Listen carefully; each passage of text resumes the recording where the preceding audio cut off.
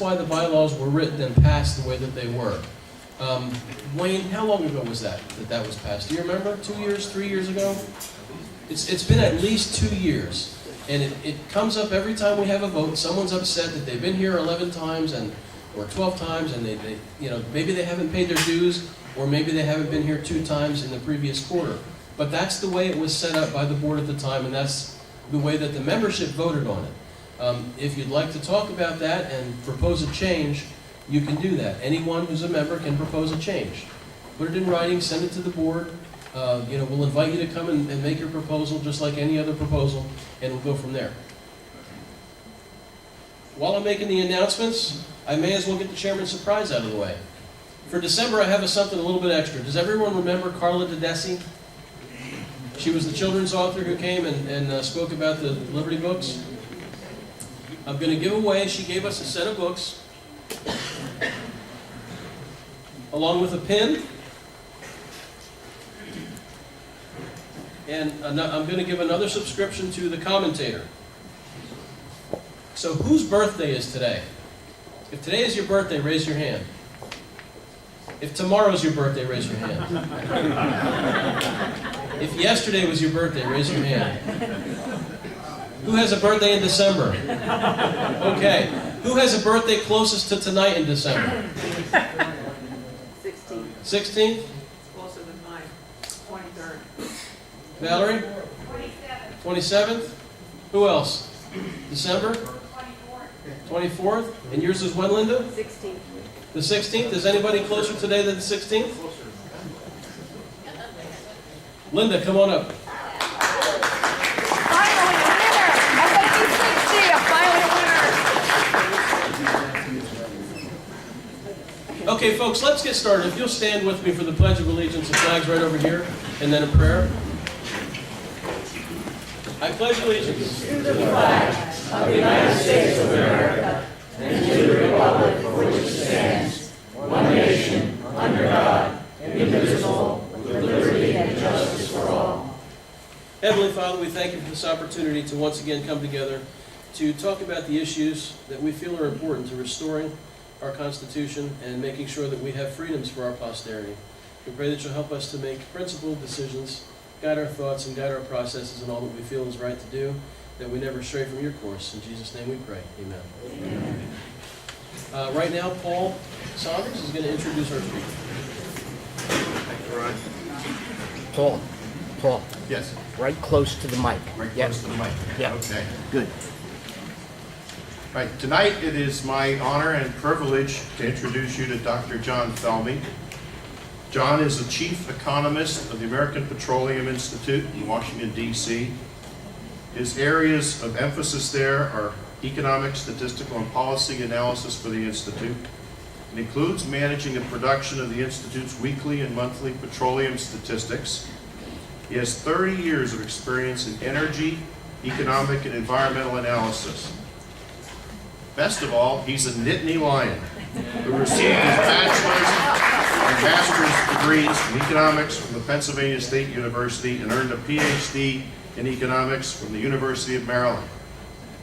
John is a member of several professional associations, including the American Economics Association, the National Association for Business Economics, and the International Association for Energy and Economics.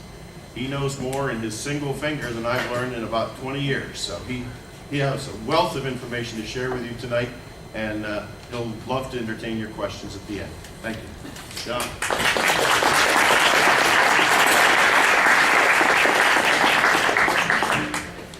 Well, thank you very much. It's truly an honor to be here, and I want to congratulate you all for coming out on a night like this with lovely Pennsylvania weather. Having grown up in the hills of Pennsylvania, I know how weather can be. For those of you who heard my bio, more importantly, I'm a former dirt poor country boy from the hills of Pennsylvania. Grew up, I was born in Clearfield, and I grew up up the Pine Creek Valley, also, Pine Creek, as in creek, also known as the Grand Canyon. I lived for a good part of my life in a small town, population 50, or as my wife would say, from behind the sticks, where the population was 1.9 per square mile. We had a lot more deer and bear than we had people up in that neck of the woods. So anyway, I'm really pleased to be here. I'm started out in life working on a sawmill. So those of you who have ever worked on a sawmill, you know that it's exemplary of a lot of things. Hard work, dangerous, and doesn't pay much. But it's a good job for a youngster, and I also learned that working at that, maybe there were other opportunities in life to pursue. So it didn't hurt me at all. I'll also talk about my second job. But what's really important right now, we are in a once-in-a-lifetime opportunity in terms of energy. We've gone along for a very long time thinking that we had scarcity or poverty of energy, if you will. And now, because of the development of technology, everything has changed. We now see huge increases in natural gas production, huge increases in oil production, and it's had a profound impact on the economy and on energy markets. And so for those of you who've seen gasoline prices go down, it's no small measure that's because U.S. supplies have come onto the market. And that's wonderful to see, because when I first started studying energy, it was at Penn State. Yeah, I'm a Penn Stater. I wear a Penn State tie every day. I've got over 200 different Penn State ties. eBay's a wonderful thing. I think there's somebody out there just making Penn State ties for me. But anyway, I was on the debate team at Penn State, and the topic was energy. And at that point, we had just gone through a period of where we had an OPEC embargo and we had gas lines, and people connected the two even though there was no connection.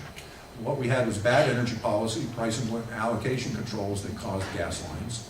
We had bad tax policy and bad access policy. And somehow those things are still around, and we need to change. We need to recognize that we have opportunities, we have resources, and we have the technology. Because back then you had groups like the Club of Rome, Metals and Metals, Jay Forrester, Paul Ehrlich, who said we were going to run out of everything by now. But they were wrong because they didn't understand markets and they didn't understand technology. And so we've changed everything, and in the past 20 years, you've seen dramatic changes from three big technological changes. The first is deep water drilling in the Gulf of Mexico, where we suddenly have been able to find tens of billions of barrels of oil that we didn't know about only 20 years ago. We have development of the Canadian oil sands, for example, where you have 170 billion barrels of oil that in terms of monetary costs is probably 10 times Canada's GDP. So that's a resource that's going to be developed no matter what people say. And finally, horizontal drilling and hydraulic fracturing in the last 10 years has changed everything, especially here in Pennsylvania. And for me, it's wonderful to see because as I was growing up, we had seismic crews up and down all those highways of Pennsylvania. And I always wondered what they find. Well, they found this huge block of shale with gas in it, but you couldn't develop it because you didn't have the technology. And now we do. And so now Pennsylvania is rocketed up in terms of production of natural gas. We have opportunities in southwest Pennsylvania for natural gas liquids and oil in eastern Ohio. And so the world has changed, and we need to take advantage of it because consumers, folks who need jobs, will benefit from it. If you drive across US 6 in northern Pennsylvania, the Grand Army of the Republic Highway, through places like Wellsboro and Mansfield and Troy, you see things I never saw as a kid growing up. Help wanted signs. It's wonderful. You graduate from high school in that neck of the woods, you get some technical training, and you can support a family. And that wasn't true when I lived near Williamsport. It was basically there wasn't anything there. And so I feel myself very fortunate. I got to Penn State with $20 in my pocket and a dream. But everybody else needs an opportunity too. And so when I hear the opponents of developing this resource, it truly disappoints me because they're being selfish. Because people need work, they need jobs, and these are good paying jobs. And they're both the direct jobs in the industry, they're the indirect jobs of suppliers, and they're the induced folks, the restaurants, the hotels, everybody around it. And so it's truly a wonderful thing that's happened in the state of Maryland, in Pennsylvania. I'd like to see it in the state of New York. I'd like to see it in Maryland. I live in Maryland, and there's an opportunity for that development. Hopefully we'll move forward in that, and hopefully we'll continue to develop these things. So what I'm going to do is talk a little bit about the history of where we are. I'll try to get through. I've got a lot of slides. I'll make sure I won't touch on most of them so that I'll make copies of them available to you all. But first of all, let's start with the first slide. You know, oil's been around for 155 years. This is Colonel Drake's well from August 27th when it was first commercial well drilled. Everybody's seen this. Next slide. We've also had production that has gone up, peaked in 1970, come down, and now it's back up again because of all these changes we've talked about. The next slide shows this is the world's oldest operating oil well, the McClintock #1 well outside of Oil City, Pennsylvania. They produce that oil and sell it in the Drake Well Museum. Anybody been to the Drake Well Museum? Shame on you. It's a wonderful exhibit to technology, where they talk about how technological change through the history of the industry. And one of the biggest technological change is fracturing. Not hydraulic fracturing, which was dropping nitroglycerin down a borehole. That's a whole lot more exciting than water, and so on. Well, they sell the oil in this for $2 an ounce, which is equivalent to almost $11,000 a barrel. So it's pretty good oil they're selling it for. So if you ever get the opportunity, go there and so on. Next slide. We're also the first state of pipelines. Now, the Tidewater oil line was the first major pipeline in the United States, meaning it was a 6-inch line. It was built by the independents to break John Dee's hold on transportation, which was railroads. And what are we seeing right now? Rail versus pipelines and so on. It was finished in 1886. I'm particularly fond of this because I worked on it. Not in 1886, but nevertheless, it's still in the ground, and in fact, somewhere around here, you can find the line. It's because I first came to Easton working on it a long, long time ago, and somewhere around here you can find it, and I think you'll find fiber optic cabling. So it's been around a long time, and I also like to say, you know, from that honest job as a pipeliner, I turned to the dark side and became an economist, which I've never seen most of you folks, so I can say an economist joke. What's the definition of economist? Well, there are many, of course. My favorite one is an economist is somebody who's real good with numbers, but doesn't have the personality to be an accountant. Next slide. This is natural gas. Of course, New York was the original natural gas state from Fredonia, 1825.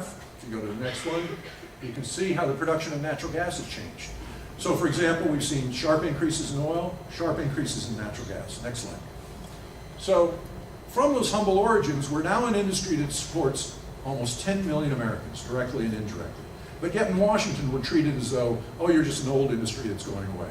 Well, we are an old industry, but we're not going away anytime soon, and I'll show you some of the reasons for it. Next slide. And then we also indirectly employ a lot of other industries, you know, whether it be the suppliers, whether it be accountants, whether it be legal resources. We have such a broad footprint because of everything we reach through. Next slide. And we pay well. So if you have any of your kids or grandkids who are interested in the industry, I'd strongly encourage them to look at oil and gas. Everybody, of course, talks about green, but oil and gas, it pays well, it's technologically advanced, and in 10 years, you're going to be running a show because a lot of people are going to retire. So it's a wonderful industry for people to go into, and we need everybody to do it in terms of it. Next slide. This just shows a breakout of some of the other industries we have. Next slide. This is how much we've seen an increase in terms of oil production and natural gas production. We're at record levels of natural gas production, the largest producer in the world, and we will soon pass Russia as the largest oil producer. And that's really important because without that oil production, the market for oil would have been much tighter last year when you lost supplies from Libya, South Sudan, and so on. And there's no mystery why we've seen softening in prices right now. Demand still remains strong worldwide at record levels, but because of the increase in supply, the market softened a lot. And so that's why you're seeing a drop almost in $1 of crude oil prices and natural gas prices. It's real simple. Next slide.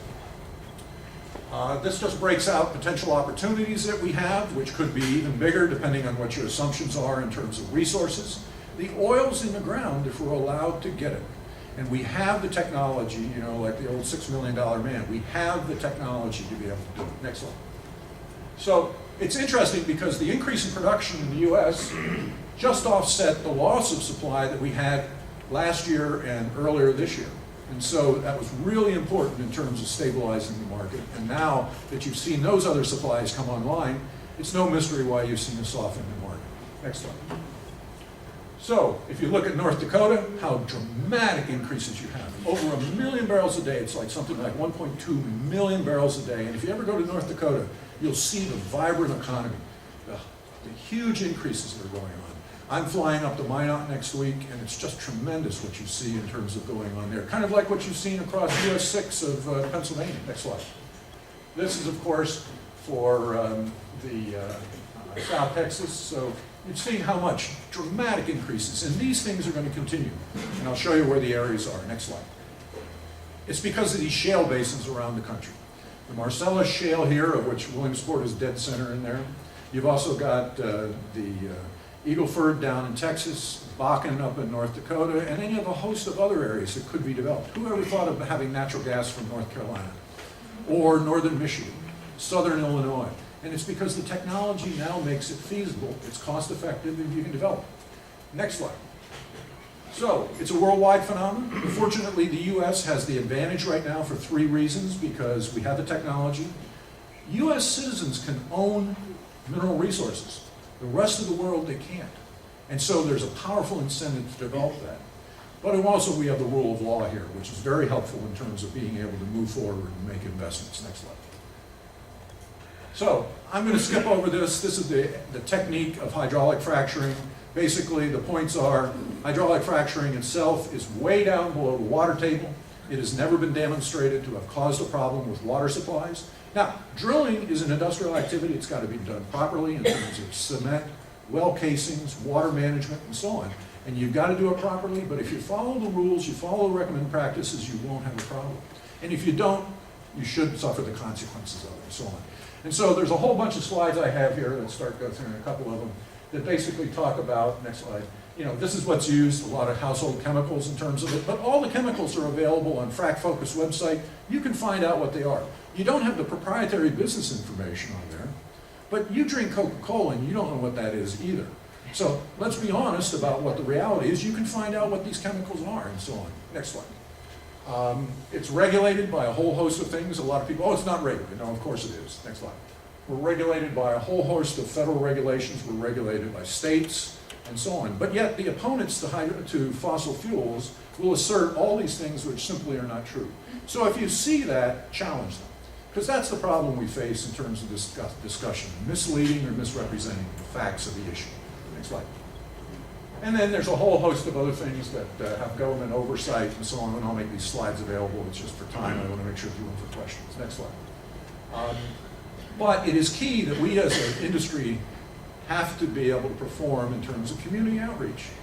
You need to work with communities. You need to work with school boards, first responders, highway issues and so on, and it hasn't always been the case and so on. So, and in central Pennsylvania, for example, with a little history of oil and gas development, we could have done a better job in terms of it. But we're committed, we've got industry outreach standards and so on, and so going forth, we're going to do a much better job. Next slide. These are what we call recommended practices. API has been around, and standards. API has been around since 1919. They were started for 2 important reasons. The first was statistics, because after World War I, the federal government realized they didn't have enough data on oil to conduct the world war effort. And so they asked the industry to put together API. They also asked them to put together API for standards, so that pipes would fit together around the globe. And we have standards and recommended practices, and we have these for hydraulic fracturing and the well drilling activities around it. Next slide. And so if you follow these things, they're all available. You can get them online. Anybody in an industry or whatever can log on and look at them. There's no issue with it. Next slide.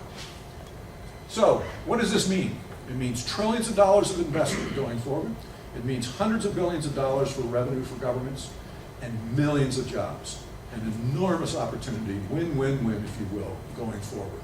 And so it's an economic opportunity we desperately need to improve our balance of payments, improve our energy security, and generate jobs. Next slide. So, what is in a practical matter does that mean? I was up in Minot at a McDonald's, and I walked into McDonald's and I saw this sign, a signing bonus of $200 and that's including wages of $15 to $20 an hour. That's really the bottom line in terms of what it means for local communities, what it means for an area that has never experienced that before. Next slide. So it also means in terms of trade deficits, dramatic improvements. Because we're producing more and importing less, the trade deficit improved almost solely because of oil. The rest of the economy in terms of trade went down. And so what that means is for every $1 billion of improvement in the trade deficit, it can mean 5,000 jobs. And that's in addition to all the economic impacts you have of drilling and supporting and local communities. And so it's an added bonus in terms of what we do. And that's for last year. If you look at this year, it's the same type of situation. The trade deficit has improved solely because of oil, or more than what it does next year. We also have conventional oil around the country in excess of $100 billion, but we've got 87% of offshore that's off limits. It's been off limits for 30 years. We really do need to address this because there's a massive amount of oil out there. Onshore also, whether it be Alaska or other parts of the country. But every time we try to do something, there's always opposition to it. There's opposition, there's litigation, there's a whole host of challenges that we have that slow down the opportunity to develop these resources. But for example, the Eastern Gulf, East Coast, West Coast. So hopefully we'll see some movement forward in terms of the East Coast because there could be potentially a lot of resources there, but we don't know because we haven't had seismic work for 30 years. And the technology has changed dramatically since the next one. So what does it mean? We invest vast amounts of money. Since 2000, we've invested over $2 trillion. We're an industry that wants to invest more, but you have to allow us to be able to do that. And that's the challenge that we have, either because of regulation or because of restrictions on access. Next slide. This shows that we have tremendous increases in growth, employment, more than the rest of the economy. And if you look at how the economy has recently improved, we also contributed to that. And we want to do more, but we have to be allowed to. Next slide. So let me just close up with a couple things, because the most amazing thing I hear constantly is, well, okay, but we really don't need those fossil fuels. We really need to move to green energy. And I have no objection to green energy. I have no objection to wind and solar. But we've got to put it in context of how big they are. They're 1.5% right now. So they're way at the top of the small size. And then as you go down, you got the bigger sources. So you've got 62% of oil and gas, you've got 20% coal, 8% nuclear. And so that's really the biggest components of our energy supply. And so that shows how complex our energy system is. But yet everybody says, well, we need wind and solar. That's fine. But that's electricity. Did anybody come here in an electric car? In all the kind of hundreds or thousands of people I've spoken to over the last few years, I found one person who was a billionaire who owned a Tesla plug-in electric. And that's how many we have out there. And there's nothing wrong with it. But everybody else is using petroleum in some way to power their cars. And so that's going to be a long time. We have 250 billion cars that don't run on anything else, and they never will run on anything else. Next slide. And if you do one more carriage. This is probably the one thing that out of the chart that if you want to take with you, it's this. And I carry this around with me in my pocket. This is really what we have in terms of a challenge for the energy supply. Down the left-hand side is where we get our energy. As I mentioned, 62% oil and gas, 20% coal, 9% renewables, and 8% nuclear. But down the right-hand side is how we use this. And it's both the energy and how it's used. And the lines between that really tell the tale of our energy system. So for example, the ones I like to point out are 71% of our oil goes to transportation, 23% industrial, which is a lot of petrochemicals, 5% is commercial and residential, and that's mostly heating oil in the Northeast and so on. And then 1% is electric power. And I say that for two reasons. First of all, on the right-hand side, the big number is 93. 93% of the fuel is transportation. 3% is natural gas, and that can expand. It's very small right now, but it can expand. And 4% is basically ethanol. And we're pretty much maxed out in that because you're up to 10% of the gasoline pool on ethanol. But some of the myths that I hear in Washington completely flabbergast me. We need solar and wind to reduce oil use. How? Where does your car plug in? And furthermore, we don't use oil to generate electricity anymore. So these are statements that are made in Washington constantly, over and over again, and they become accepted as fact, even though there's absolutely no basis for fact in that. Some other myths that I hear constantly are, oh, we only have 2% of the world's reserves, so we can't drill our way out of it. That statement is technically true and completely irrelevant, because that's oil we've found. That's not the stuff we haven't found yet. The other thing you want to hear is we need 1 million electric vehicles to reduce oil use. And that's fine, if that's a goal that the administration has. But even if you get there, how much oil will you save? Well, the average car probably uses 500 gallons a year, so you would save 500 million gallons of gasoline. How much do we use a year? 125 billion. So it is a small component, and you've got to put everything in perspective in terms of where energy, because if you don't, you're not going to satisfy the needs of consumers. And so the thing about this chart that I carry around is everything's got to add up. Down the left-hand side, the ovals have to add to 100%. Down the right-hand side, the rectangles have to add to 100%. And the lines that flow out of them have to add to 100%. If you don't get it to add, you're being disingenuous or dangerous. And so from a matter of public policy, that's what we have to look at in terms of where we're going and so on. Next slide.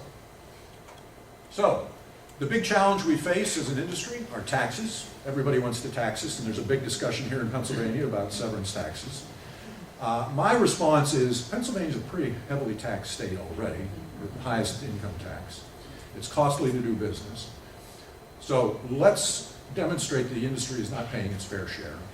Second of all, I hear this utter nonsense that, oh, but the gas is in the ground, it's not going to go anywhere. Yeah, but the rigs and the jobs will. And so if you lose competitiveness with other states, you're going to lose, and you're going to lose a golden opportunity that you've had in pure Pennsylvania that I've never dreamed of, and so on. We also see that there is a discussion about access. I said we don't have access to most resources. Until we do that, we can't have it. And regulations. And of course, regulations are always a challenge in terms of the industry across the board. What does the government want to do? A lot of regulations in Washington think that regulations generate jobs. They do for the regulators, but they don't necessarily generate value added. So let's be very careful about putting on additional regulations which may only add red tape to it. The hydraulic fracturing, you know what the issue is. It's basically misrepresentation and so on.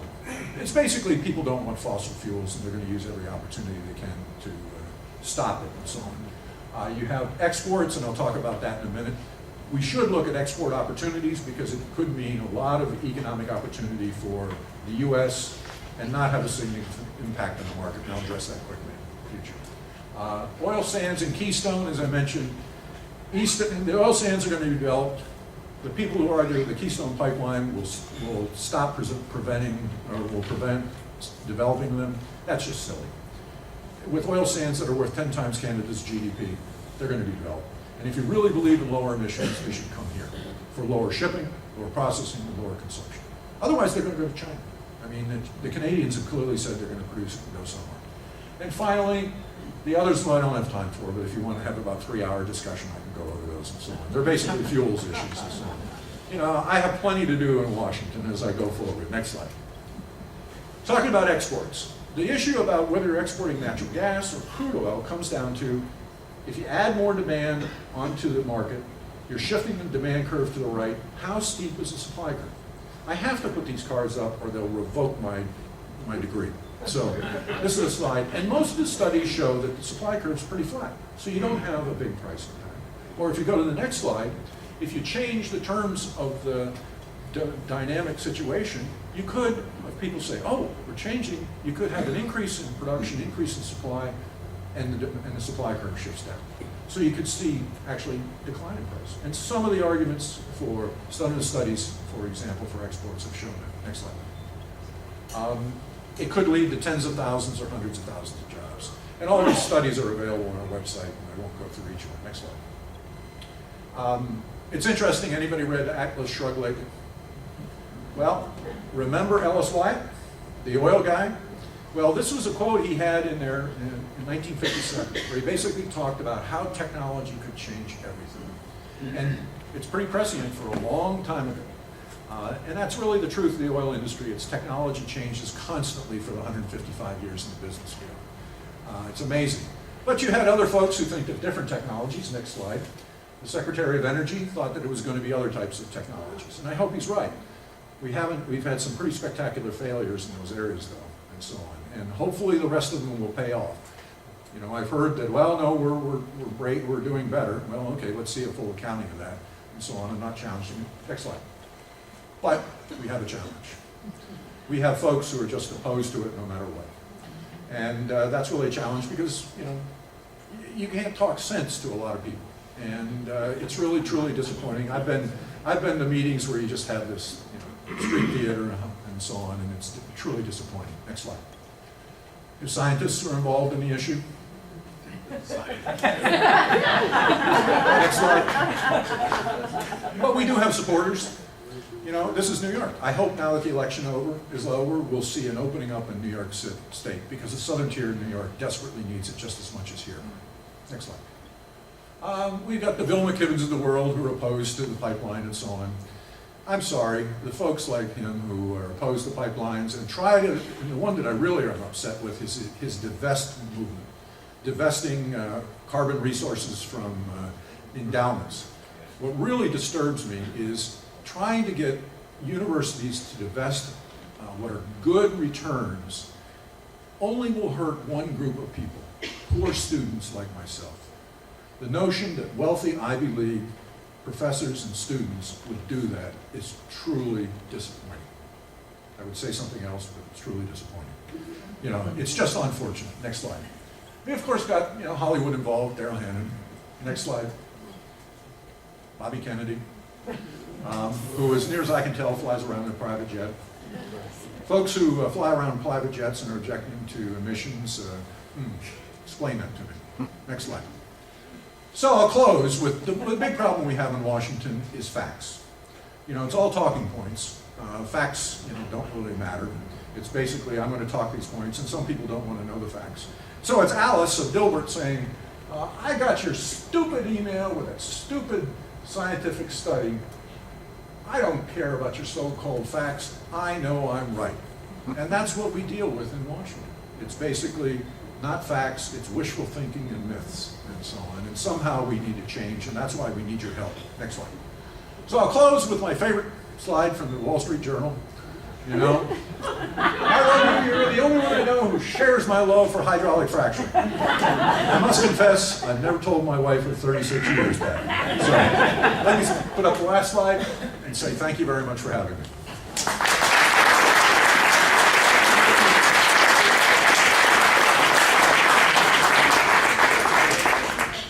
Plenty of time for Questions? You're first. Okay. And I'll repeat it. Wait for Mike. Oh, okay, great.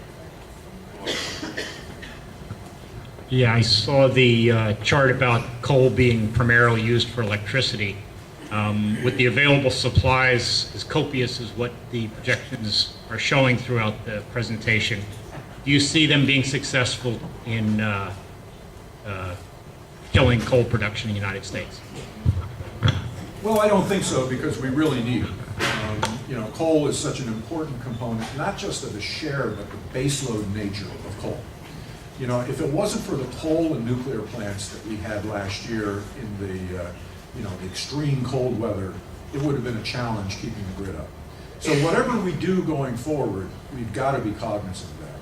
It's like the case of, if you want solar and wind, the key thing is you need natural gas as backup. So everything's interrelated. And whatever we do, you can't give up on reliability, because reliability of the grid is essential to an economy. And those of you who have gone through a blackout know it is a challenge. And in that vein, I'm not a big believer in pure electric cars because of that. Because it's one thing to go to a cold, dark house or a warm, dark house and not be able to drive. And so that component of the grid is another. But my father was a coal miner, so I'm a believer in coal. He was a coal miner till one caved in on him. Fortunately, he got out, but he was severely injured, and then he took a safer job on a sawmill. And that's where I worked with him. So, all this stuff is tied together, and we've got to be cognizant of it. And, in addition, I support other types of energy. I work for the oil and gas industry, of course. My father was a coal miner. My brother worked in nuclear waste issues, and I burned 4 cords of firewood a year. My only complaint of your talk was it was too short. Really appreciate you coming here tonight. And I noticed the other day that Putin has stopped his gas line into what they call Southern Europe, and he's directed it towards Turkey now, and looking for a port there. And I just wondered what the geopolitical effects would be if we were allowed to export natural gas. What's required to make that doable politically, economically, infrastructure-wise, and what would it mean? I saw your shift the lines of what, I just wondered what it would mean economically to the world. Well, clearly, anytime you add more supply anywhere in the world, it helps consumers. It helps energy security. Clearly, Europe is in a challenging position in terms of being heavily dependent on one supplier.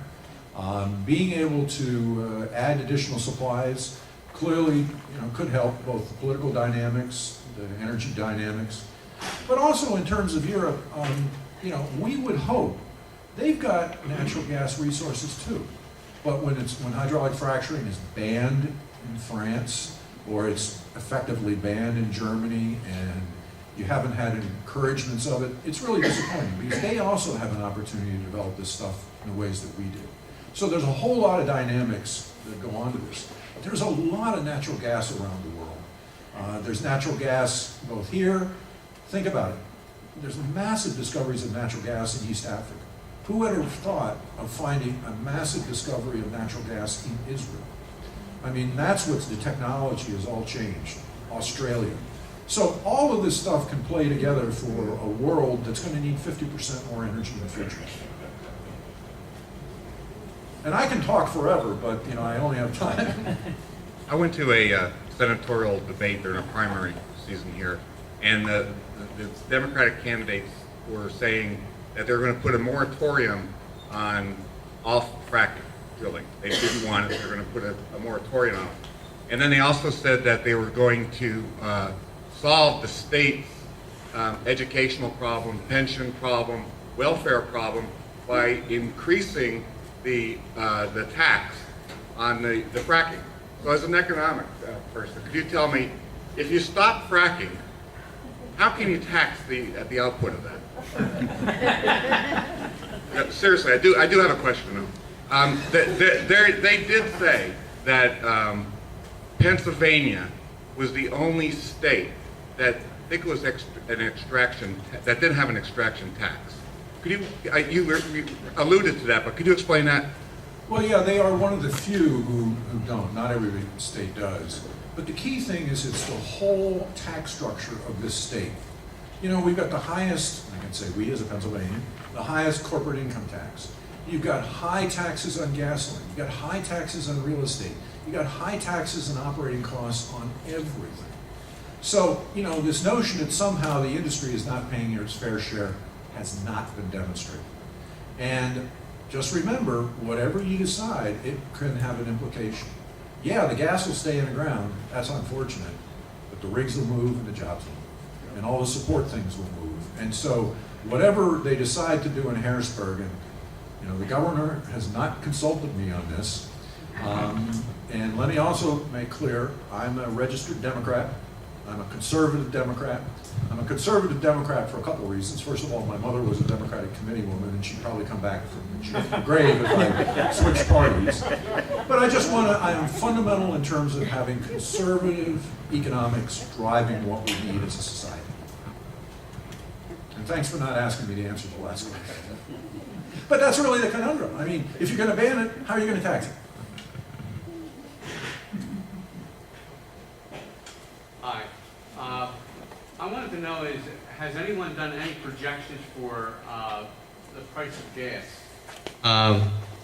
The price of gas now is kind of fluctuating towards a down curve, but is that going to continue in that fashion? And has anyone did a mathematical calculation to look at 1 year and 5 years, or just too soon to tell? Gasoline or natural gas? Gasoline or natural gas? Gasoline. Gasoline, okay. First of all, I don't forecast prices because of antitrust law. But if I could, I assure you I wouldn't be standing here. The key thing that has affected the markets for gasoline is the market for crude oil. The market for crude oil has dropped $1 a gallon. How many gallons are there in a barrel of petroleum? 55. Okay, 42 is the right answer. Most people say 55 because they think of a 55-gallon drum, which is a long history of that. That was and invented by Nellie Bly, who was a writer and actress and married an iron worker who alas died on her, and she came up with a 55-gallon drum that's been around for 100 years. But people think 55 gallons. No, it's 42 gallons. So if you want to understand the sense of where gasoline markets are, you start with the price of crude oil and divide by 42. So over the last years, months since June, it's dropped by almost $1 a gallon or $42 a barrel. Gasoline has dropped almost exactly that amount because 80% of the cost of a gallon of gasoline is crude oil and taxes. And so if you want to know the sense of where things are going, open up the paper and divide by 42, and you got a pretty good sense. Now here, of course, in Pennsylvania, it's a little more than the national average. The price of gasoline here is $2.91. The national average is $2.71. And that's because you got over 10 cents higher per gallon gasoline, and you have a type of gasoline in the Philadelphia area called reformulated, which costs more to produce. And so then the question is, where's the cost of crude oil going? Well, as I mentioned, the main reason why you've had change in crude oil prices was supply. We've had record demand growth, and some in the media have not quite got this stated properly. They've said slumping world demand. No, no, no, no. It's slumping growth in world demand. We're still moving at record levels. And so then the question is, what's going to happen with that? And that'll be a function of what Europe does, what the United States demand is, but virtually all the forecasts show growth in terms of it. Then what about supply? Well, then that brings in the issues of Russia, OPEC, Sudan, Iraq, ISIS, hurricanes. I like to say it's a cloudy crystal ball. So fortunately, I can't forecast prices, but it's a difficult job no matter what. My life, yeah. Real quick, I don't want to put you on the spot. You used the word disappointed in several slides. Don't you think you should change that word disappointed to the fact that you possibly know that there's evil up there and that it should be addressed just a little bit different? There should be a little bit more intensity for the righteous element that should be coming forth.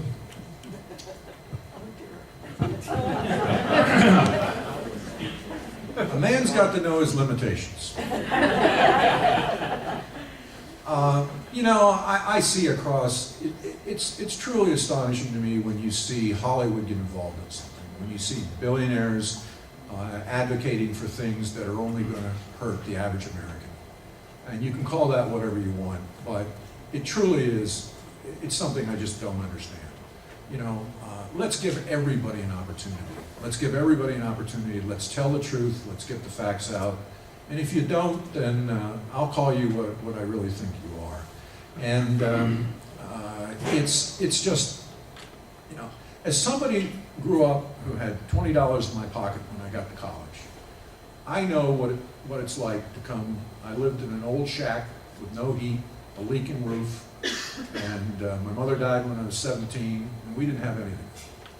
And if that would have been now in the Marcellus Shale area, my father, who had technical skills but no education beyond secondary school, we would have lived a lot better life.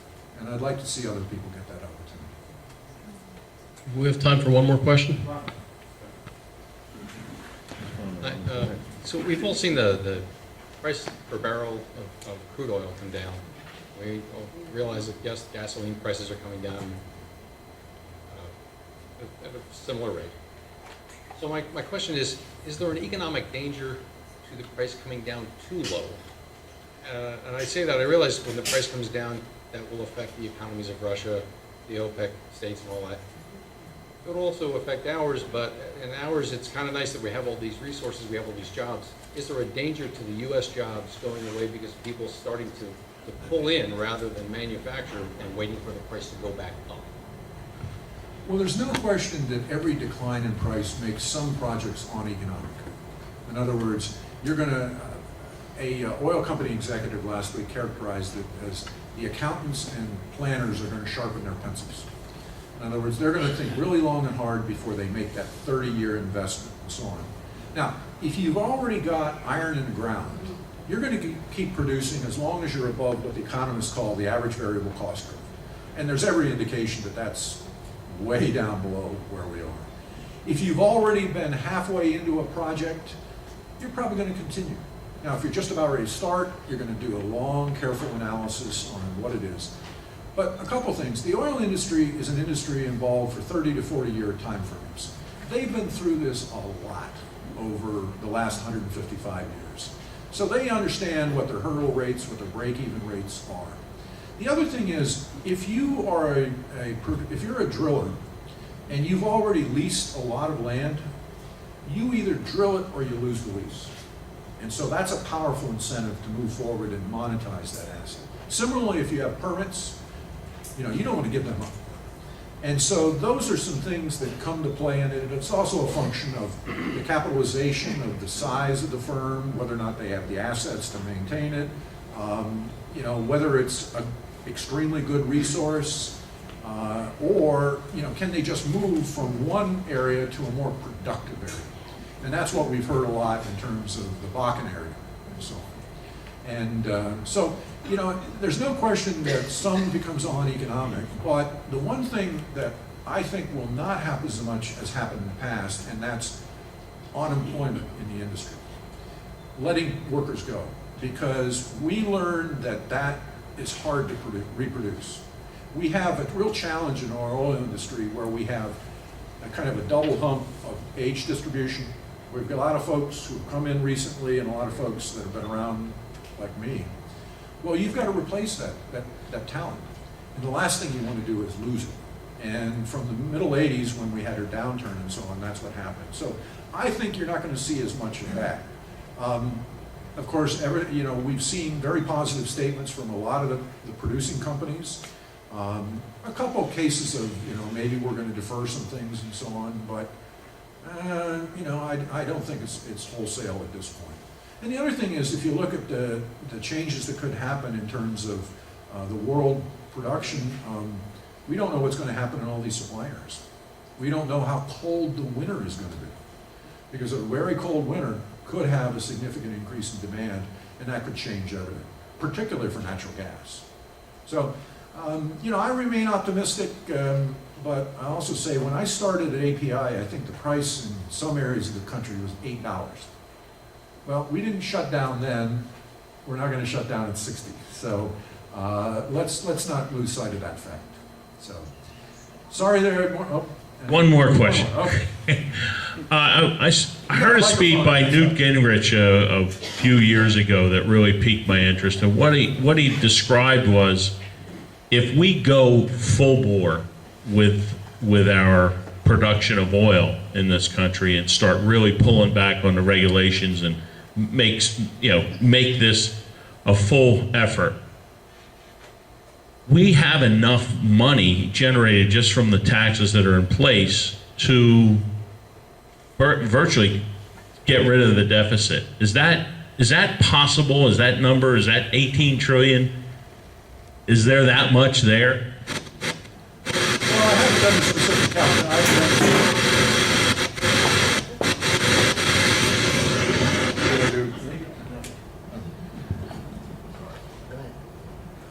I haven't done the specific calculations in that regard, but let's look at it this way. You have 100 billion barrels of conventional oil. If you produce that at 10 million barrels a day, the royalties alone from that would be, 25% times 10 million times the price. There's an enormous amount. We could clearly become energy self-sufficient. There's no question. As the one chart said, from the unconventional oil alone, you're talking about hundreds of billions of dollars of revenue a year. So I don't know what the exact number is. I wouldn't disagree with it. But it would require both the unconventionals and the conventional oil to come online. And yes, we have the resources. And so these arguments, we only have 2% of the world's supply, are they're accurate, but they don't mean anything. And so that's a key thing. Let's look at the facts, and we do more and more studies on what those things are, and it clearly shows that it's going to generate a lot of money for the federal government. How much will it generate? Will it be $600 billion deficit a year? So on. Those are numbers I can't do on the back of an envelope, but I wouldn't disagree. So, Thank you very much for your time.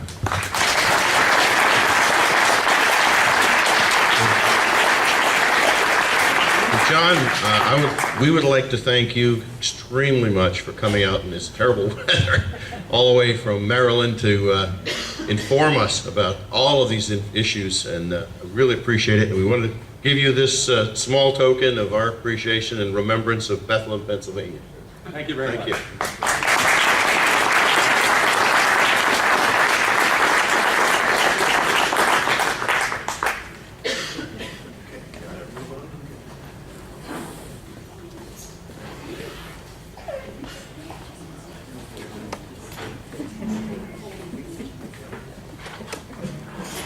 Thank you, Dr. Felmy. Wish you safe travels back to D.C.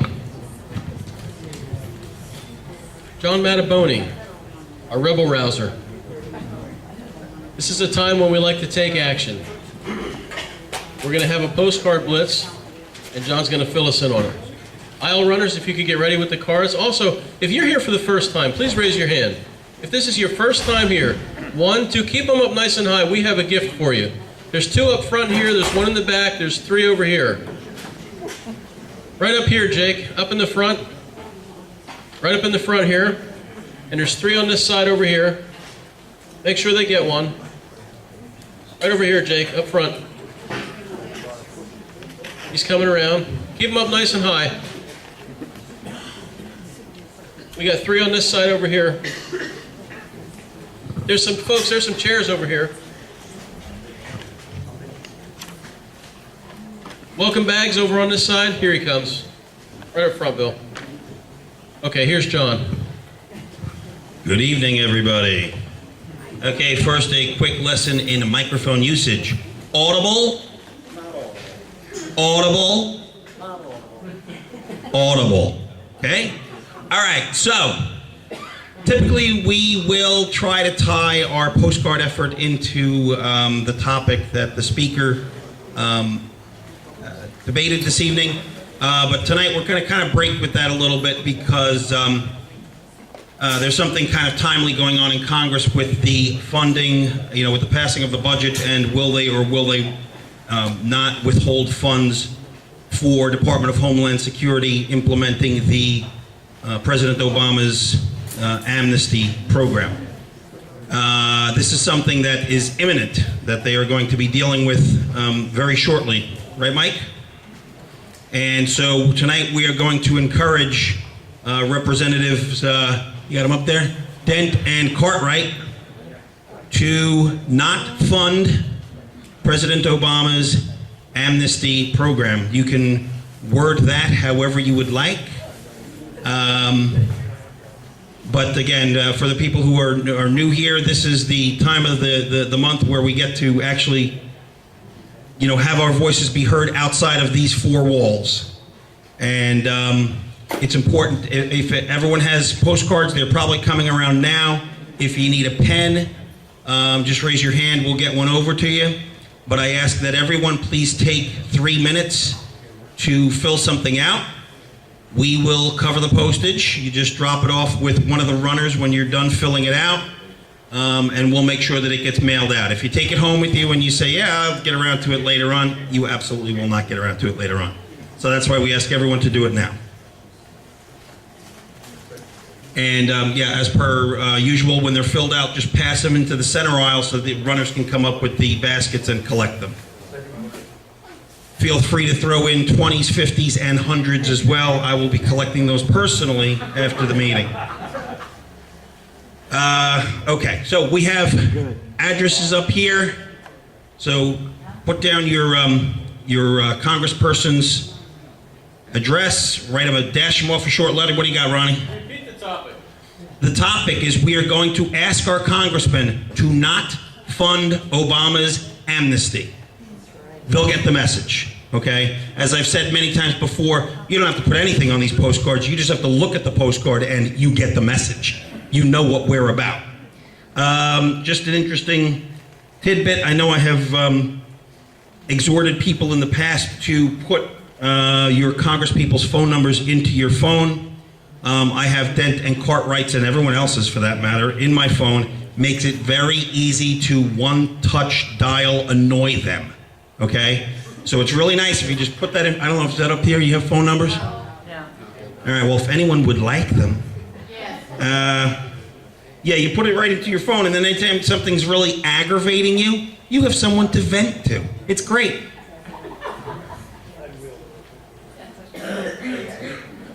All right, here we go. Charlie Dent, where are you?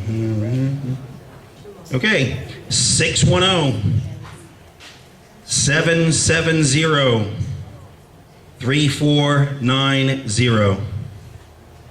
Please, somebody yell bingo.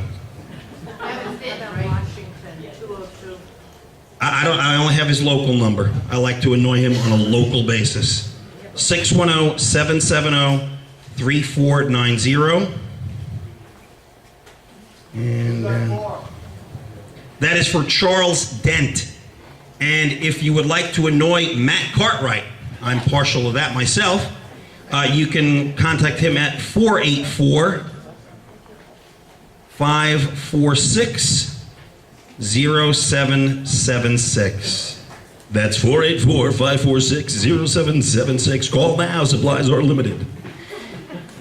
Okay, so like I said, when you take a minute to put them in your phone, it's great, because then they're always there. It's not an effort. I don't have to Google it. You don't have to look up what his phone number is. It's always in your phone. All right, so who has not yet filled out a postcard? If you haven't, please do so. Has everyone got theirs ready? And they're passed into the center aisles. Gentlemen, if you could please collect the postcards for this month. As again, we'll cover the postage and get them down to the post office for everyone. So we make this as easy as possible.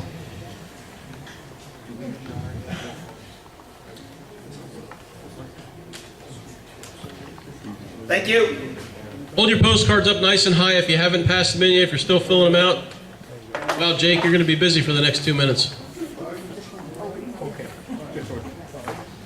If I could have two people up in the front, two people that don't know me very well. If you don't know me very well, raise your hand.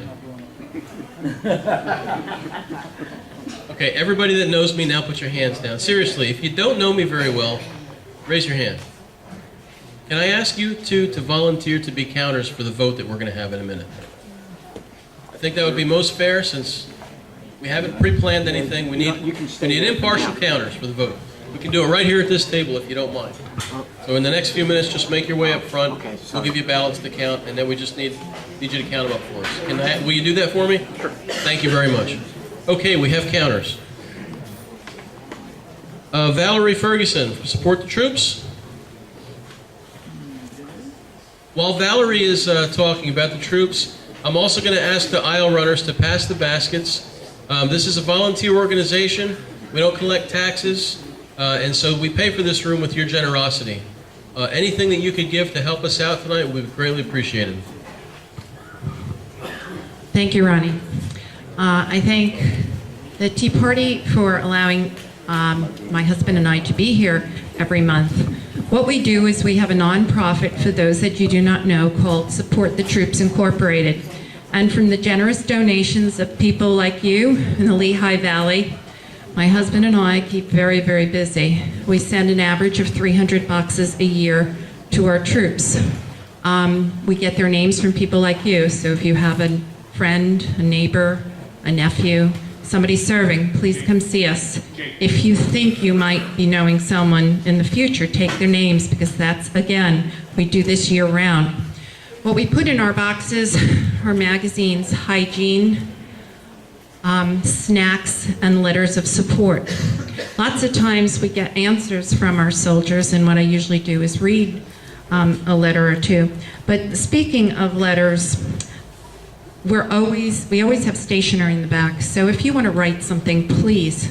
We like to put right now we have thousands of Christmas cards, but come January we have nothing to put in our boxes. And we like to spend most of our time packing the boxes, so just a letter of support. we have some stationery back there, and you know all that stuff that comes in the mail? Use that stationery, we'll use that too. But speaking of letters, somebody mailed this to me. I don't have a subscription, it's called Guideposts. I know there's a lot of religious people here, and it's the December 2014, and it's an excellent letter. It's called Letters from Home. I know there's a lot of school teachers here. A school teacher had her classroom who did not like to write letters right to a soldier, and it's a beautiful story. I have a couple copies. You can have it in the back, otherwise I'll make some more next month. But if you have it, read it. It's a most touching story. Too long to read here. Speaking of letters, here's two. To the Fergusons and the Boy Scout Troop for 131. They packed 43 boxes in the month of November with us. Thank you so much for your package. It was greatly appreciated. My name is Hannah, and my unit, there are 9 males, and myself is the only female. I will be at this address for another year until 2016. I shared your thank you card with some of the other Marines in my living quarters, and they brought many, many smiles. We really don't need anything. We are so blessed to have a PX here, which many do not have. If you choose to continue to send the packages, the more cards, the better.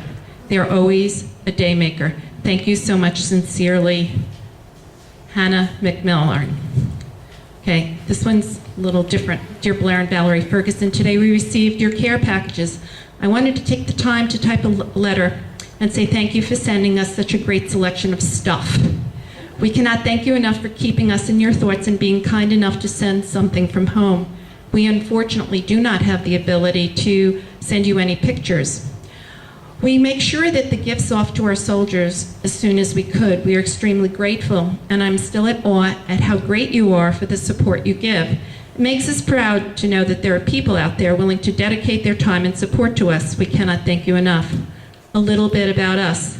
We currently be in the northeastern Afghanistan area until the summertime next year. We are special forces, so we are mostly men spread across the country, handful of women. There's nothing really we can specifically request except Keurig coffee cups. It's always on short supply for all the units. What you guys sent was really phenomenal, and we're extremely grateful. The soldiers are happy to receive the goods. Yeah, Keurig, I can't say that right.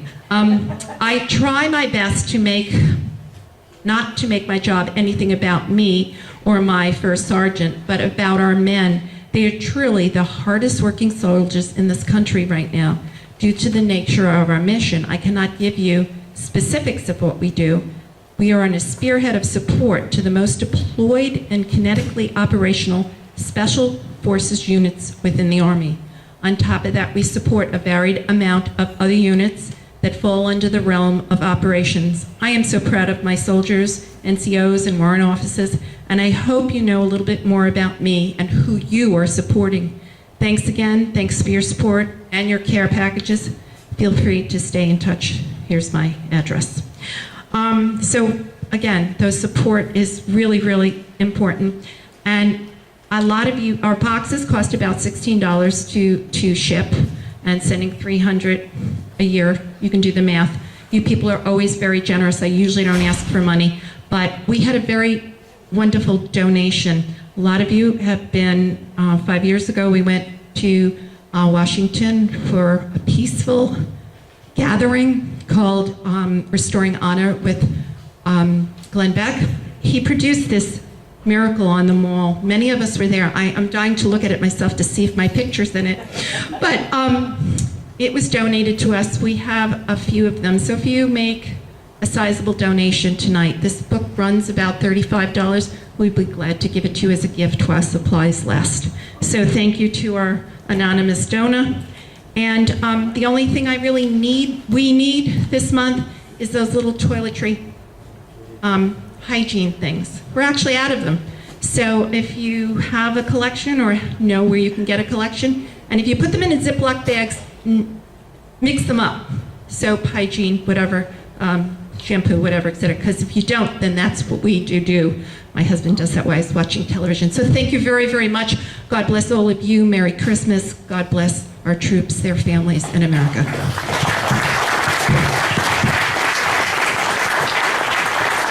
Thank you, Valerie.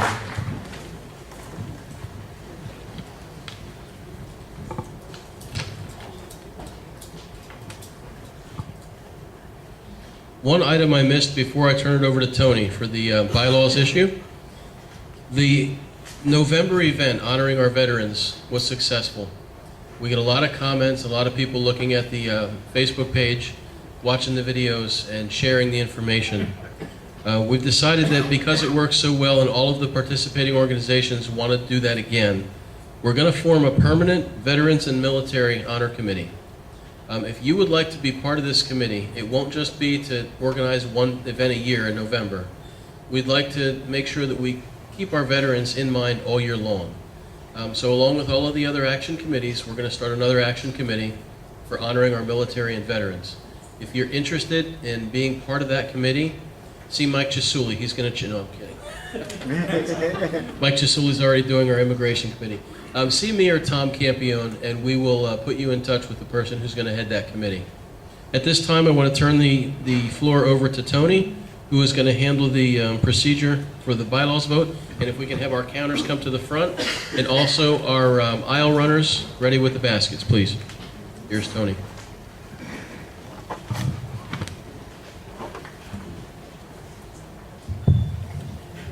Thank you. Good evening, everybody. My name is Tony Sameo, and I am the secretary for the Lehigh Valley Tea Party. And as you were walking in, hopefully you checked in at the second table and got your ballot and a little green sticker on your name tag, which means that you're a voting member. I'm going to start off by telling you that in order to achieve a quorum, we needed 27 voting members to show up tonight. We had 64. Yeah. So we do have a quorum.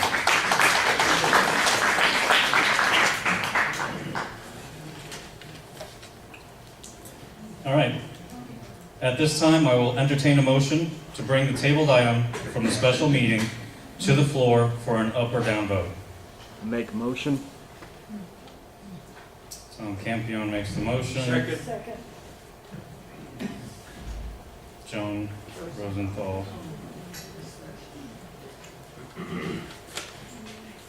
Seconded.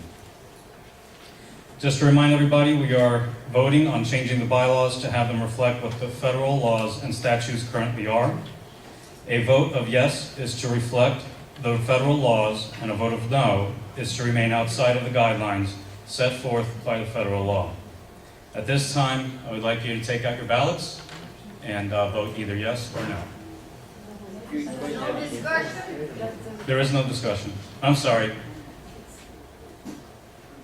All those in favor of bringing it to the table, aye. Aye. All those opposed? All right. So we're bringing it back to the table, and at this point, like I said, the voting will continue. Would you like to explain the vote? No again. Yes. Basically, we're voting to change the bylaws to reflect what the federal laws state. Because the bylaws right now state that we're basically hindering ourselves from what the federal law states. So for example, the federal law states that we can be political to a certain degree, and our bylaws state that we cannot. So that's basically the change.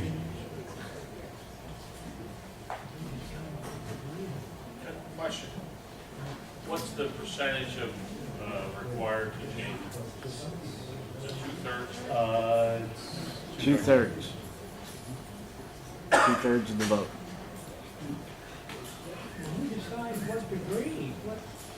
I'm sorry?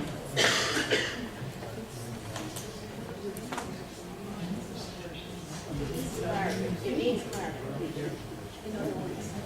It doesn't seem clear. What is the federal percent of that? That was actually already in the meeting that was about 2 hours long last time. That's what it was about. So are we going to?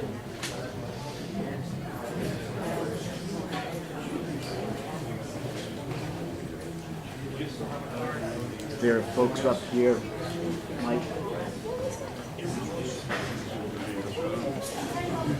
Oh. I thought they While had. that's going on, I'm actually going to ask Brian Iacocca to talk about the next event.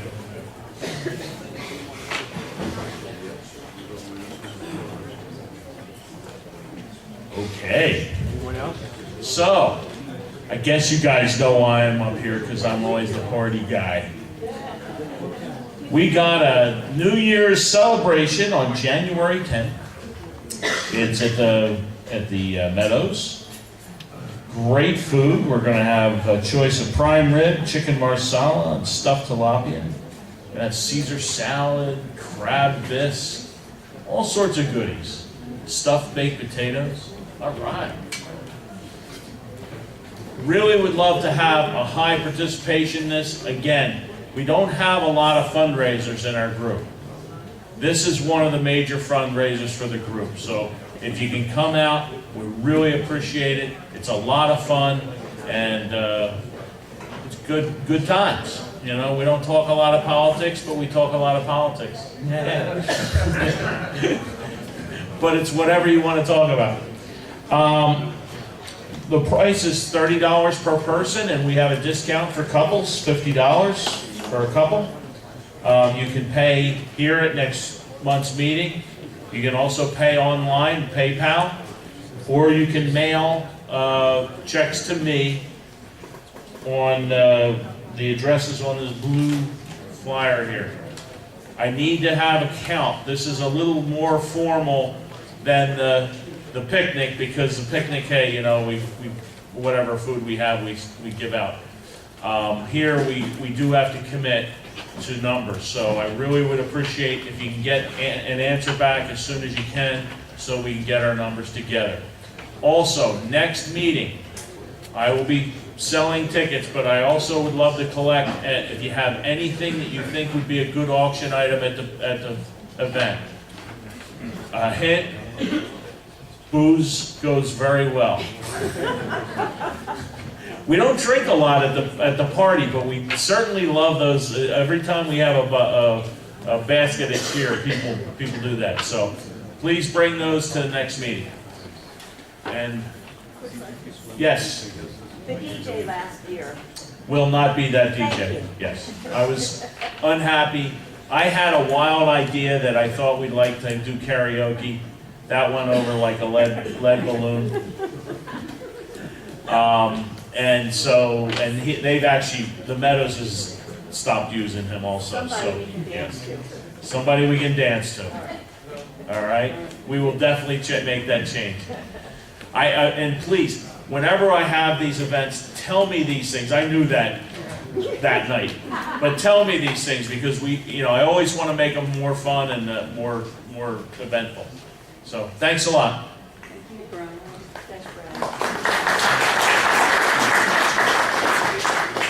Okay, while they're finishing counting up, I also want to let you know that the event we had Wednesday, we took a bus to see Ben Carson. We had a full bus, and then when we got there were several more of you folks that drove separately. It was fantastic. If you don't know who Ben Carson is, Google Dr. Ben Carson, get to know him. He's somebody you want to consider among the choices that we'll have if he decides to run. From what I heard, he lines up with most every Tea Party value and principle that we believe in. And he's somebody that you should consider amongst the other choices that we'll have. But get to know who he is and make an informed decision. Are there any questions about Dr. Felmy or his presentation tonight?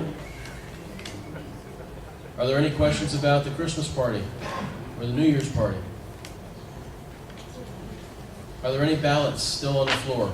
Does anyone still have a ballot? Up front here, we have 2 ballots to collect. We don't know. We're abstaining until we find out more about what's going on. Is this about changing? This is about changing the bylaws to allow us to be a little bit more political.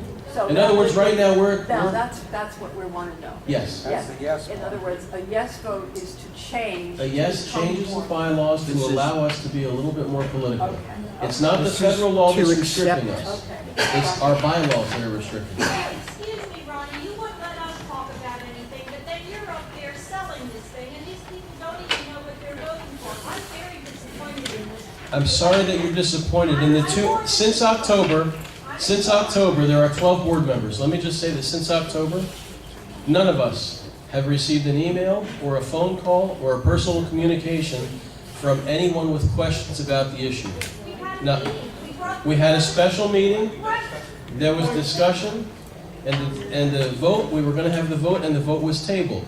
Tonight, the vote was, that vote that was tabled was brought back up for a vote. Point of order. Point of order. Point of order. Tom? Ms. Walter is out of order at this point because they simply asked a question about what yes versus no meant. You are allowed to explain that. Other than that, we're not having, at this point, a conversation about the merits of it. We had that in October. That's already been done. Did I answer your question? You did, absolutely. I was fine. Okay, Tony? All right, in order to change the bylaws, you need 2/3 of the vote. 2/3 would have been 42. The tally came up with 11 no and 50 yes. So the bylaws have been changed.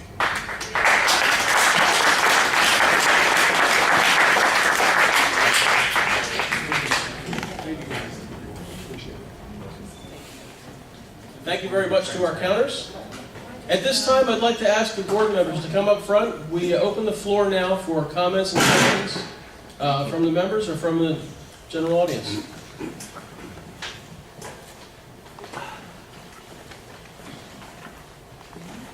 Or if anyone would like to sing a Christmas song.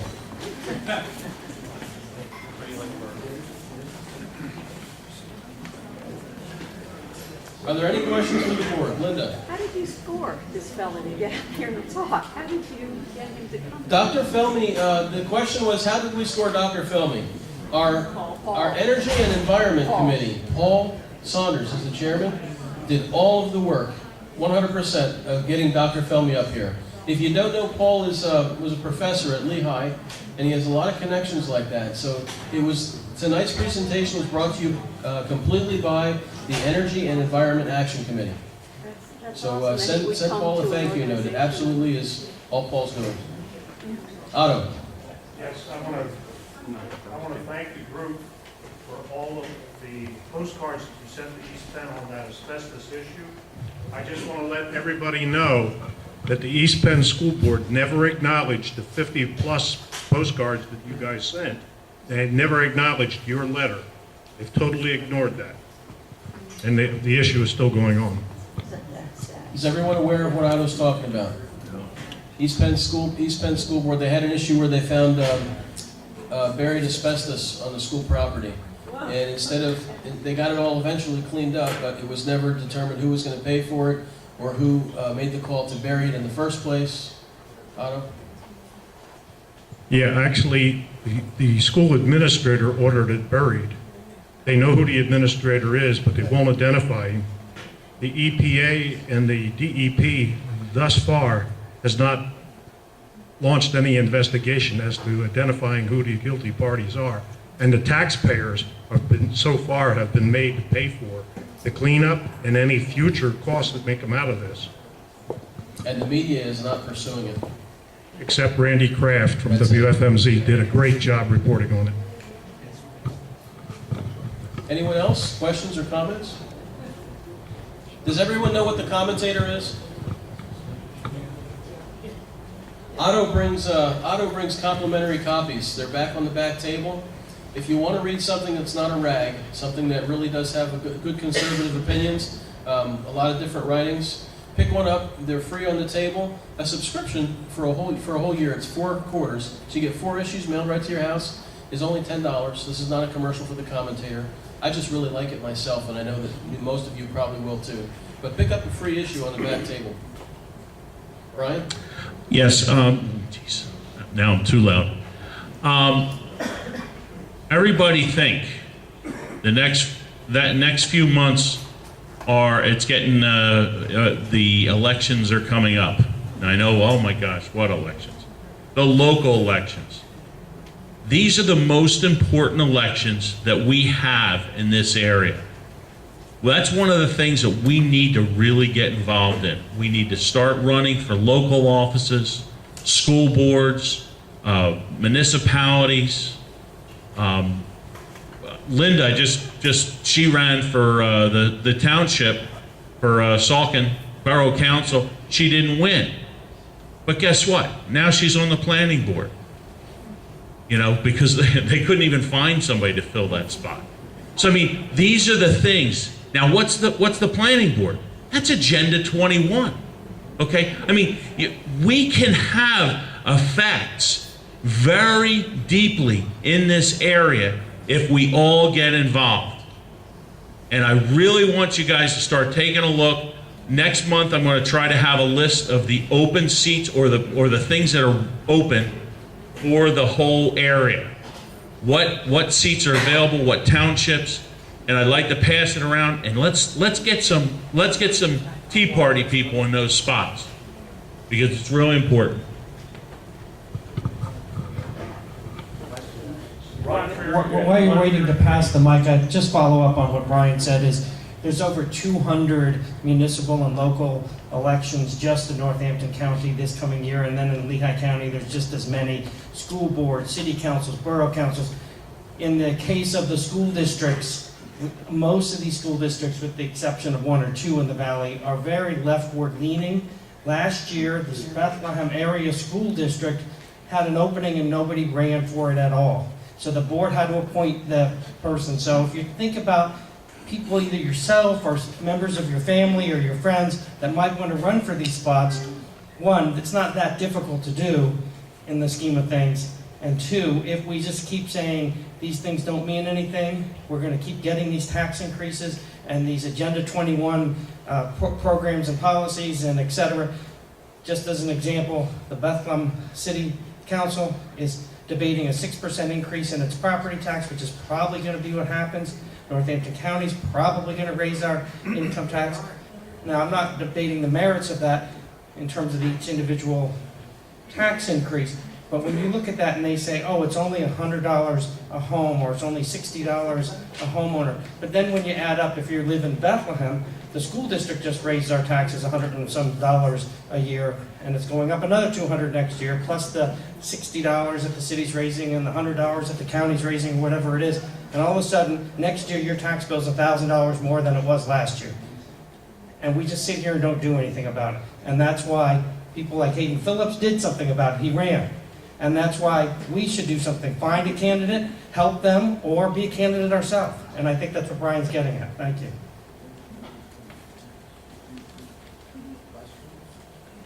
We need somebody to run for controller, Northampton County. I want to make a note about Dave Doms in the back. Dave Doms has faithfully managed the inventory of our donation table, the community days. He lugs that stuff back and forth to almost every event, sets it up, stores it, inventories it, orders what we need to replenish, and he never complains and almost never misses an event. He's never late, and he never asks for help. Let's give Dave a hand.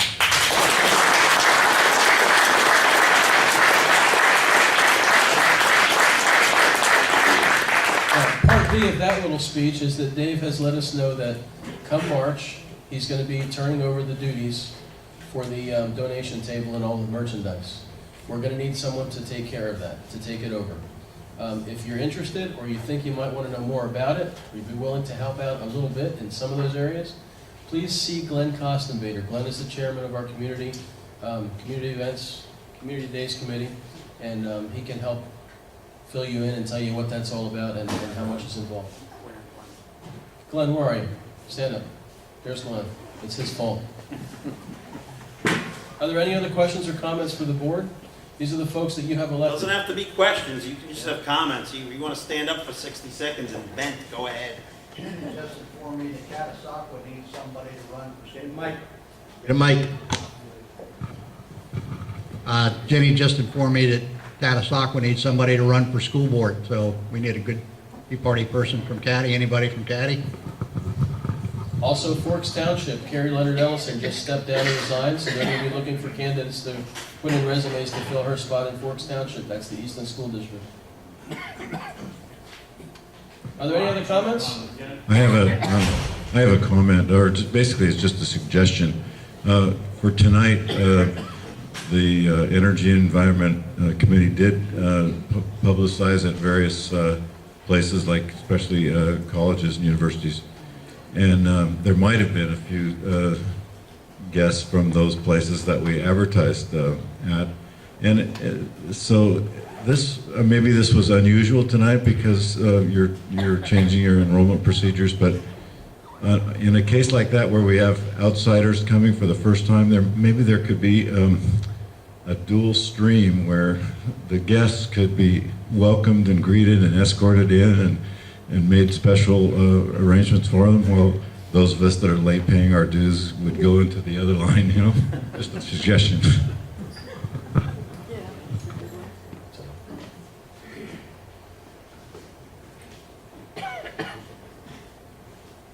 Tom, now that the bylaws have passed, how do you plan on implementing these changes? Like, what's the first thing you're going to be doing? And go get a beer.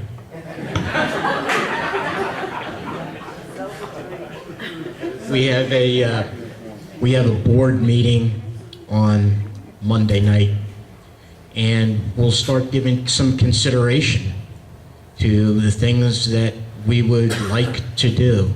I don't think there's anybody on the board who wants to jump into this at 100 miles an hour. It's a very, Stan does. Stan doesn't do anything at 100 miles an hour. I grow hair faster than you do. So I think there's, the first step is for us to sit down and take a look at the year coming up and how we would like to approach it. This is something very new for us, and what we do know is that we need to be very deliberate in our actions, and I am also certain that this board is very much in favor of the membership making decisions on what we do politically. Now that's going to be probably a majority vote, but we would much rather the members decide than strictly the board making a decision and the membership having to live with that. I know that doesn't completely answer your question, but I think it's too premature for us to lay out a detailed plan. And if you can get to the board meeting Monday, this is a grand opportunity. If you ever thought you wanted to get interested, come and join us at the board meeting. We have a strict amount of time that we have, but Arlene will tell you, we're not opposed to people talking and giving opinions and jumping in. This is your group, not our group. You've elected us to serve you. So please come and join and sit in and watch what goes on. And again, consider running for the board yourself. Elections will be coming up in March. Just one more thing, Tom. So is this a board level action that will be done, or is it going to be like an action committee set up where that's going to be how you handle these ideas? At this point, that is not decided. We do have an organizational direction committee. The initial task that committee undertook was to review our current bylaws and to discuss where we think this Tea Party ought to go. We made a proposal to the board. The board said, fine, take it to the membership. We did, and tonight we had that vote. That committee has since gone inactive because its initial job was done. Will we reactivate that committee? Yet to be determined, I think. And Stan has a comment to follow up. I've been a advocate of this for many, many years. 5 years ago, we started a precinct project. Lois Kaczynski is still actively seeking people in the precinct project across the state. At that time, I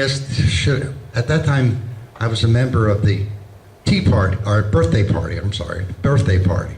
That was my political affiliation. That's what my voter registration card said. People say, what party are you a member of? Birthday party. So and that's very true. The only member of the birthday party in the entire state of Pennsylvania. I could have run for president. However, so as part of the precinct project, I became a committee person. Now, of course, I didn't know if I should be a Democrat or should be a Republican. Well, since I'm birthday party, that didn't help much. So I decided to become a Republican. Reason being is I figured I couldn't do anything about the Democratic Party anyway. They'd throw me out. I'm a member of the Tea Party. Out, get out. But I've been very politically active, extremely so. Not running for election, but supporting people who are running for election. And you can do the same thing. Over the last 5 years, I have the best attendance record of the Lehigh County Commissioners. There is no commissioner has attended more meetings than I have. It's a little bit of a chore, but it's fun. And you get to meet everybody. And if you do that, even if you don't want to run, you'll find people you can support, people that you want to support, and they'll come to you for guidance, for advice, and you have their ear. So you couldn't make a very big difference. So this enables the Tea Party to do that instead of one individual. Over the past years, I've become the face of the Tea Party in Lehigh County, and in some respects, Northampton County. But we were a paper tiger. Well, the tiger just grew claws, and the tiger now has teeth. And if we do it properly, we do it like we're supposed to do it, and we bring the issues that are important to us to our legislators, we can be the tiger with big teeth, and we'll gain their respect, we'll gain their fear, because sometimes fear is better than respect. And hopefully going forward, we can make a big difference. Thank you. Can I make one quick follow-up comment to Stan's? I think that basically what we would like to see is for this Tea Party to begin building political power. Right now, our political power is probably near zero. If you wish to have an effect on the political system, you need to have political power, and that's what we wish to build. If you believe that the left has in fact filled our political and government systems with progressives over the past 20, 30, 40 years, if you accept that as true, then you have to ask yourself, how do we overcome that problem? Because they have, in fact, filled government and both parties. How do we overcome that? We really need to do the same thing that they did. We need to fill the system. That's what Brian was talking about. That's what Tom Carroll was talking about. That's what Stan is talking about. We need to identify people within our ranks, and we need to do everything that we can within the law and within reason as a Tea Party to put our people into office and fill both political parties. And if we do that, eventually we can take this country back. We can certainly take the Lehigh Valley back, and that's a big start.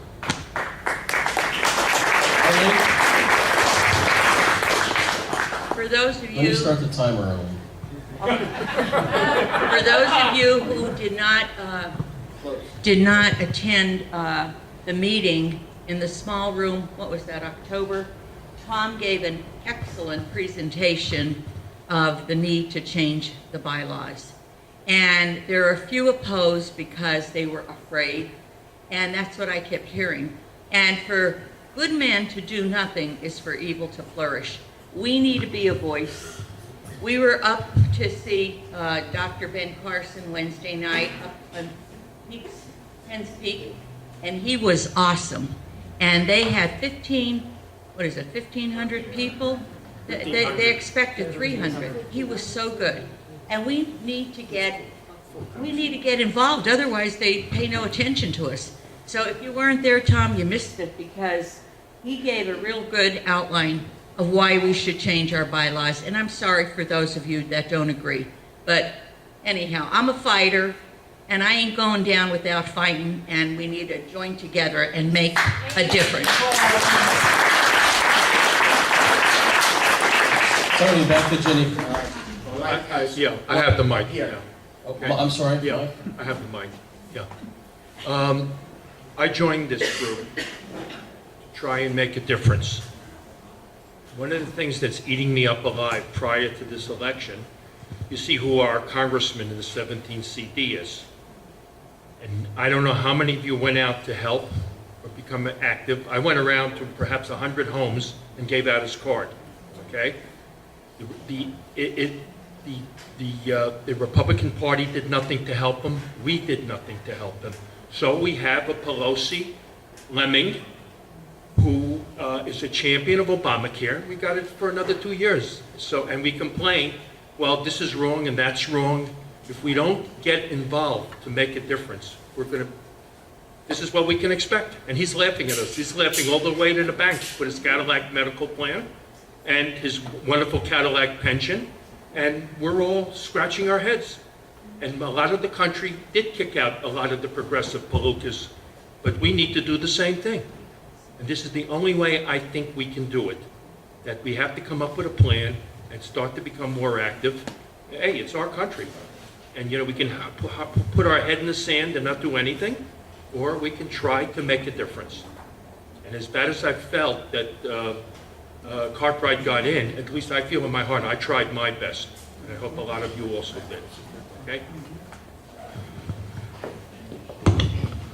I have a question. I have a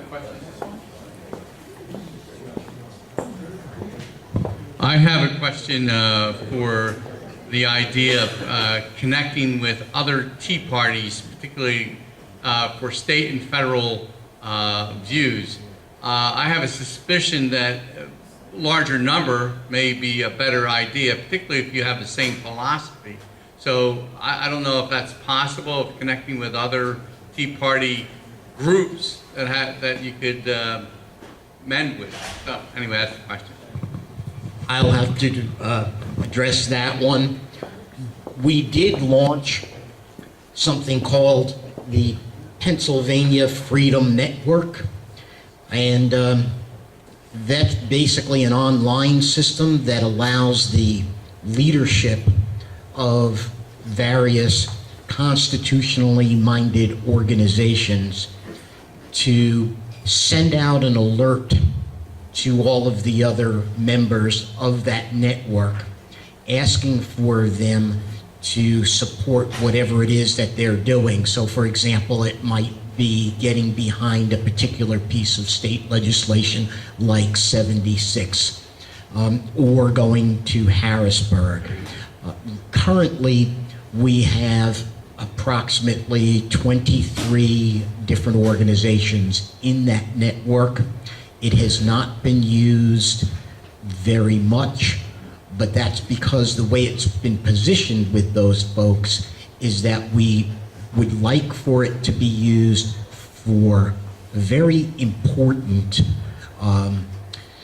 actions, not to announce things like meetings and that sort of thing, but to get the cooperation of others. And there are a number of other folks around the state who are now realizing that, yes, we across this state need to basically organize, synchronize, and mobilize. If we can all get on the same page together and do the same thing at the same time, that's when we're going to have an effect. Thank you.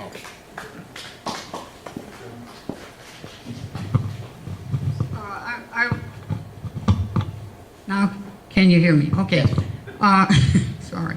I wanted you said that we needed to have political power And so I'm curious what your definition is of political power.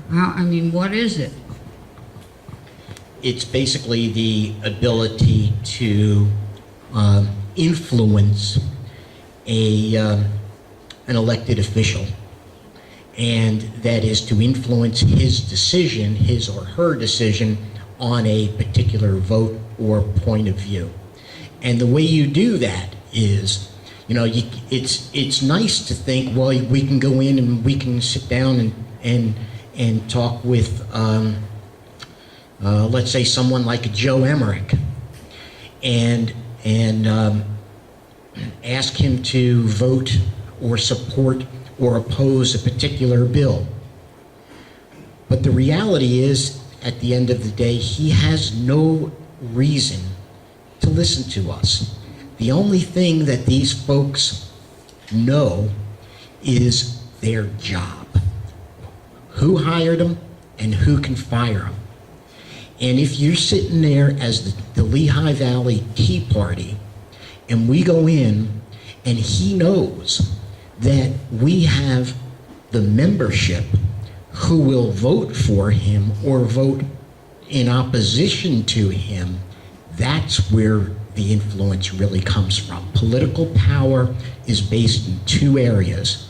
It's the control of a block of people or a block of money or both. That's why unions are politically powerful. It's that simple. They have people, they have money, and they throw that around. Now, I would argue that they probably go overboard with it, but that is political power. That's what political power is based on, controlling votes and blocks of money. But how do you control a person's vote when it's a secret ballot? It's obviously perceived control. Everyone believes that union members do what they're told when they go to vote. Do they really? Who knows? It is the perception of your ability to influence a large group of people and have them follow your recommendation, and the ability to raise a large amount of money that you can use for things like advertising. If I can make an example that might help clear it up. When we first started 5 years ago, in 2009, a lot of political officials from the area were interested and paid attention. You notice they've kind of dwindled off and don't come anymore, because they also pay attention to what our bylaws say. And they used to say, until tonight, that we're just a group, we're just an educational group, so there's really nothing to be afraid of. What Tom's talking about is the perception that now we're going to be able to influence them more. By having our membership be a little bit more politically active under the allowable law of our 501c4. We're not going to break any rules. We've been limiting ourselves. So if the perception from those lawmakers is now that the Tea Party has changed their bylaws and they can be more politically active, Tom has done a great job in already setting up meetings with, how many? 13? Every single one of the Lehigh Valley Probably 13. state and local legislators. That's, yes, both To let them Republican know and that Democrat. we want to have conversations, we want to meet with them, and then in fact we're going to. That was the first step. This was the second step. Now that they know, they're going to get a letter from us, let them know that we changed our bylaws and that we're going to be paying attention more, we're going to be requesting meetings more, and you all have to be a part of that. You've elected us, but it's your group. You have to be a part of that. Tom asked for people to come along and attend those meetings. 3? 2? Well, this first round was limited to board members only. Okay. Because it was, the very first one they had not heard from us. But from this point out, it will be committee chairs coming out on these meetings.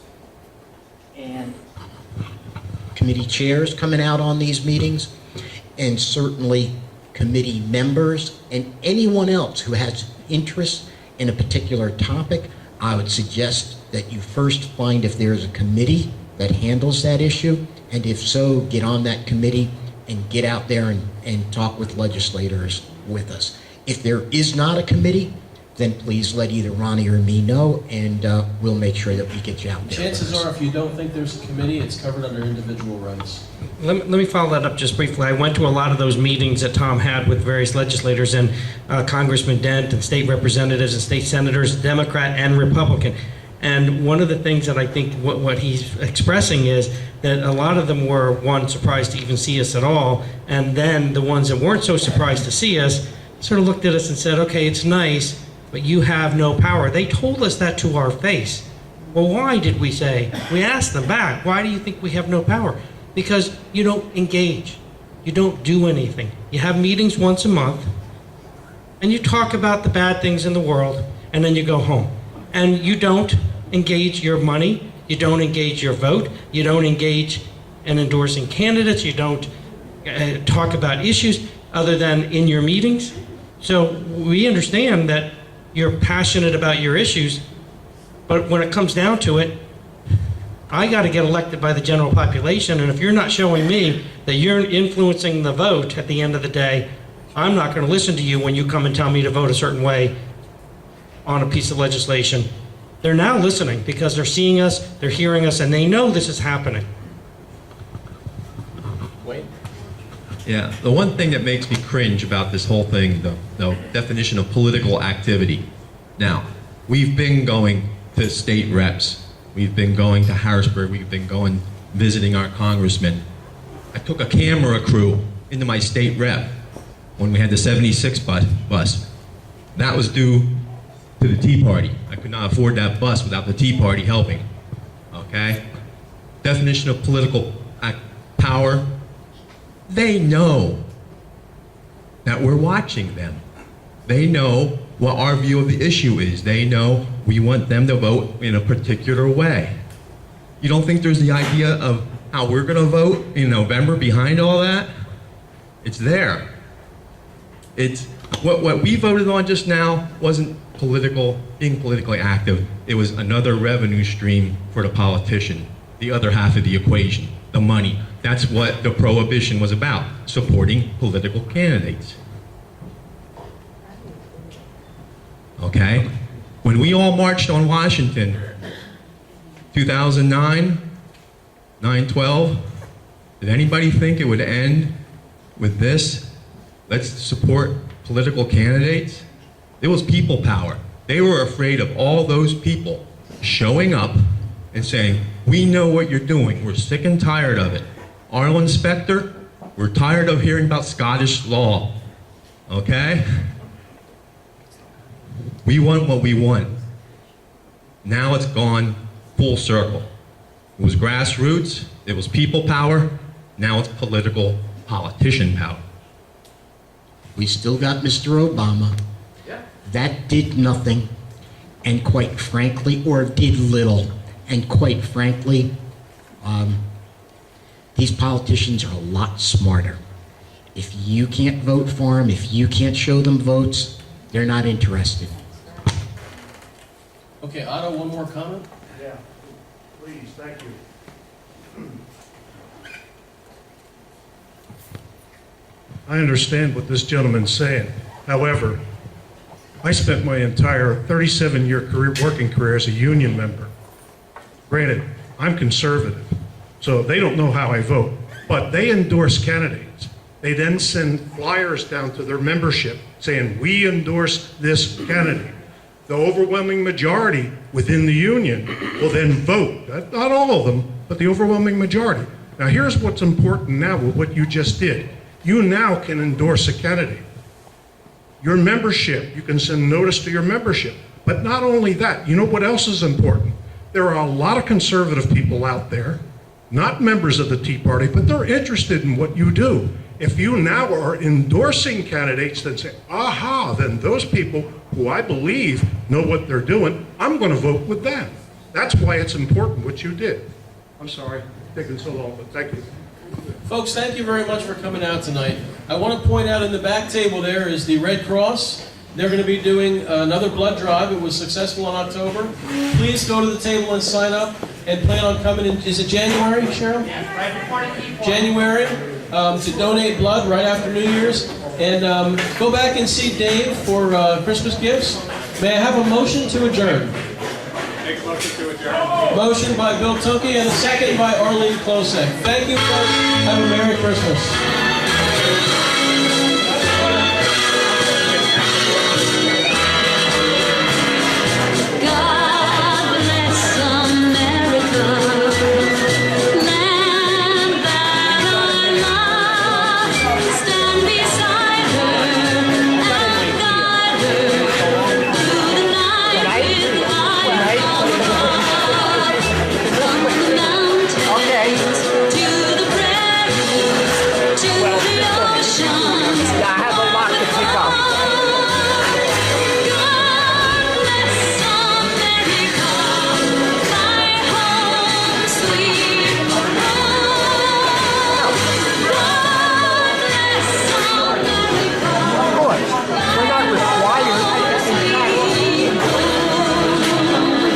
To endorse somebody, it's going to take